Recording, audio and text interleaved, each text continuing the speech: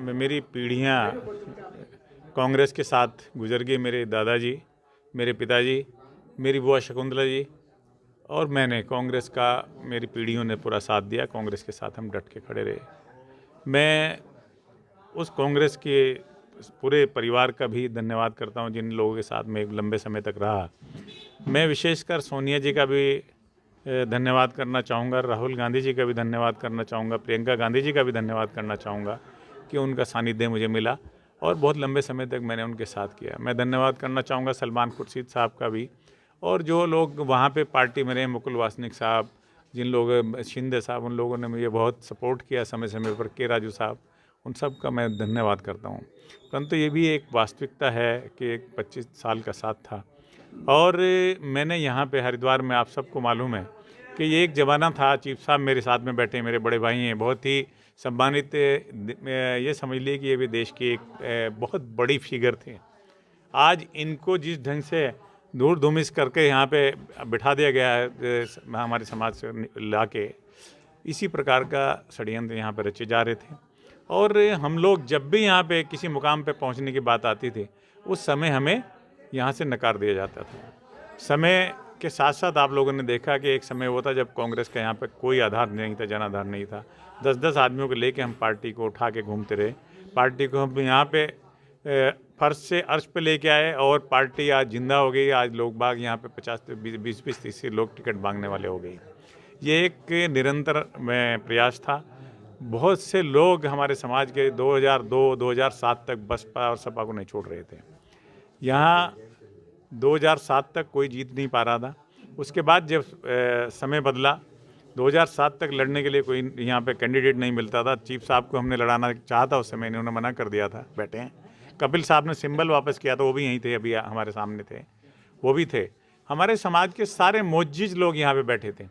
आज जब ये निर्णय यहाँ पे हुआ, 2012 में मैंने टिकट मांगा, पार्टी सत्ता में जीतने की कगार पे थी, उस समय पार्टी ने मेरा टिकट काटा। सडनली एक ऐसे किसी व्यक्ति को लाके खड़ा कर दिया जो कि पार्टी का सदस्य भी नहीं था।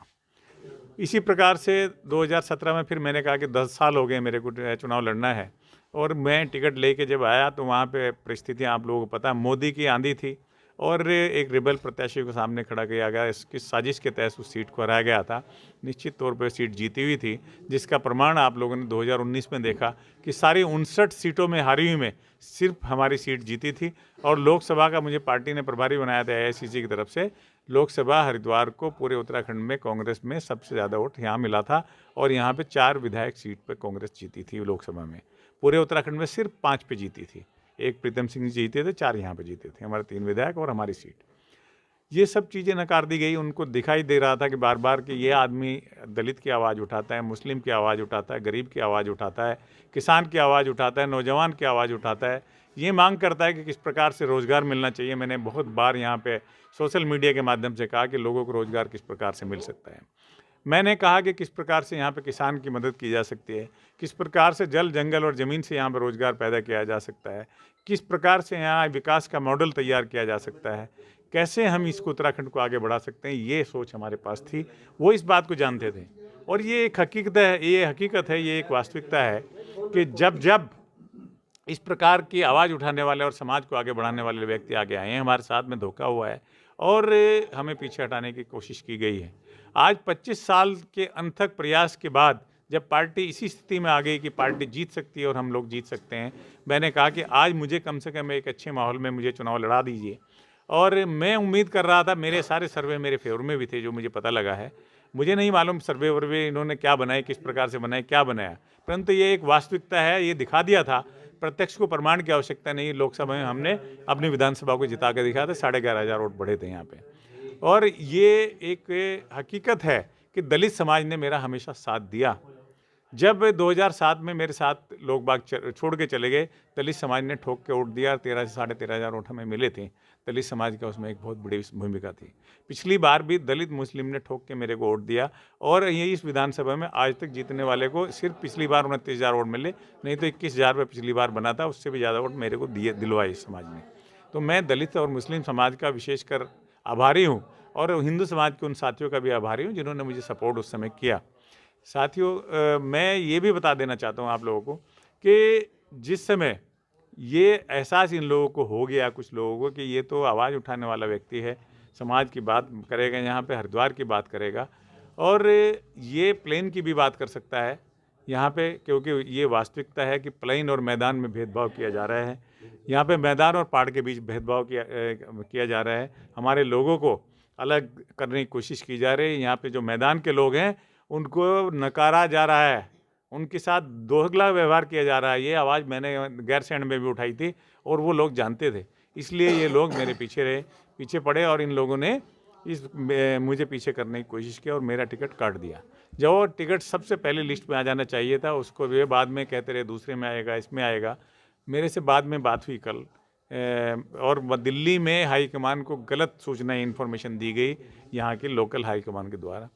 तो आज अगर मान लिया कोई बदलने की बात सिंबल की करता है, अगर पहले उसमें नहीं देता है सम्मान जो मिलना चाहिए था, उस तरह का सम्मान हमारे लोगों को नहीं मिल रहा, हमारे समाज को नहीं मिल रहा, तो हम लोगों ने ये तय किया कि हम अपने लोगों से बात करेंगे कि क्या करना है। इसलिए आज यहाँ पे आपने देखा है हज़ारों की संख्या में लोग बाग यहाँ पूरे ज़िले से आए। यहाँ पे दलित, मुस्लिम और बैकवर्ड समुदाय के लोग बहुत भारी संख्या में यहाँ आए। हमने उनसे ये सवाल किया, हमने उनसे रिक्वेस्ट की कि आप लोग गाइड कीजिए कि क्या करना चाहिए।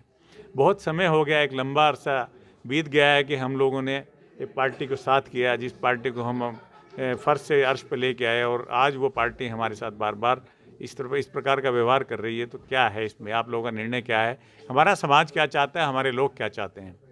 तो यहाँ पे सर्वसम्मति से एक कमेटी बनी, सब लोगों ने अपने अपने विचार भी रखे और उन लोगों ने यहाँ पे विचार रखते हुए उस कमेटी ने तय किया कि आपको यहाँ से छोड़ देना चाहिए। मैं अपने समाज के साथ हूँ, क्योंकि कोई भी पार्टी और कोई भी समुदाय अपने समाज या समाज के ऊपर नहीं हो सकता। जब समाज के लोगों ने, हमारे दलित, मुस्लिम, बैकवर्ड समाज के लोगों ने यह तय कर लिया कि यहाँ पे हमें रास्ता अलग बनाना पड़ेगा, उस रास्ते पे चलना पड़ेगा जिस रास्ते से हम विकास अपना सकते हैं, उस रास्ते पे चलना पड़ेगा जिस रास्ते से हम अपने दलित भाइयों की बात कर सकते हैं, उस रास्ते पे चलना पड़ेगा जिस रास्ते से हम अपने मुस्लिम भाइयों की बात कर सकते हैं, उस रास्ते पे चलना है हमें जिसमें हम नौजवान की बात कर सकते हैं, किसान की बात कर सकते हैं, मजदूर की बात कर सकते हैं।